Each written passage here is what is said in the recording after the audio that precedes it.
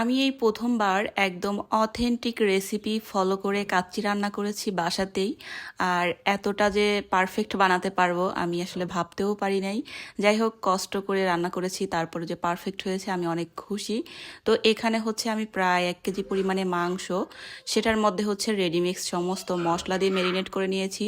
বাড়তি মশলার মধ্যে শুধু দিয়েছিলাম কাজু বাদাম বাটা, একটু আদা রসুনের পেস্ট, আর হচ্ছে কাঁচা পেঁপের খোসাটা একসঙ্গে ব্লেন্ডার করে দিয়ে নিয়েছিলাম।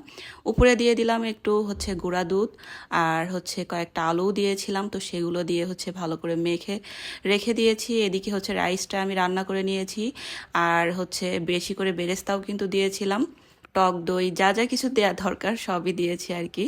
আর এখন হচ্ছে রাইসটা আমি হচ্ছে পানি ঝরিয়ে উপরে ভালো করে সেট করে নিচ্ছি আর কি। আর খুবই সুন্দর একটা স্মেল আসছিল। উপর দিয়ে হচ্ছে আবারও আমি বেরেস্তা দিয়ে দিলাম, কিশমিশও দিয়ে দিয়েছি, একটু জর্দার রং দিয়ে দিচ্ছি যেন দেখতে অনেক সুন্দর লাগে। আর এখানে হচ্ছে প্রায় 1/2 লিটার পরিমাণে দুধ, দুধের সাথে আমি ঘি মিশিয়ে সেটা হচ্ছে এখন পুরো দুধটাই উপর দিয়ে একদম ছড়িয়ে দিয়েছি। আর এখানে হচ্ছে আমি আটা গুলিয়ে নিয়েছি আর কি, খামির বানিয়ে নিয়েছি একটু নরম করে। তো এটা হচ্ছে আমি চারপাশে এখন ভালো করে সেট করে নিব আর কি, একদম ঢাকনা লাগিয়ে দিব। আর এই তো আমি হচ্ছে আটাটা ভালো করে সেট করে নিয়েছি।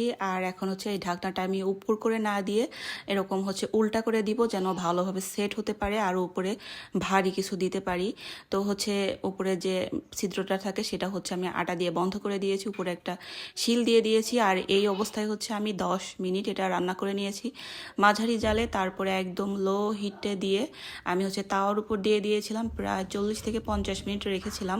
আর এই তো এদিকে কিন্তু আমার কাচ্চিটা একদম পারফেক্টভাবে হয়েছে আর একদম ঝরঝরে হয়েছে। আমি তো অনেক ভয় পাচ্ছিলাম ঝরঝরে করতে পারি কিনা, যেহেতু কাঁচা মাংস দিয়ে এভাবে রান্না করা, আর যেহেতু এখানে আমি পেঁপের খোসাটা ব্যবহার করেছিলাম যেটার কারণে মাংসটা সিদ্ধ হতে খুব বেশি সময় লাগেনি, খুব সুন্দরভাবে মাংসটা সিদ্ধ হয়ে গেছিলো। আর একদম ঝরঝরে। তো এত কষ্ট করে রান্না করার পরে রান্নাটা যখন পারফেক্ট হয় তখন আসলে ভালো লাগে আর মুখে হাসিও থাকে। আমি অনেক কষ্ট করেছি রান্নাটা করতে, অনেক সময়ও লেগেছে। তো রান্নাটা ভালো হয়েছে এটা নিয়ে আমি খুব খুশি ছিলাম। চাইলে আপনারাও করে দেখতে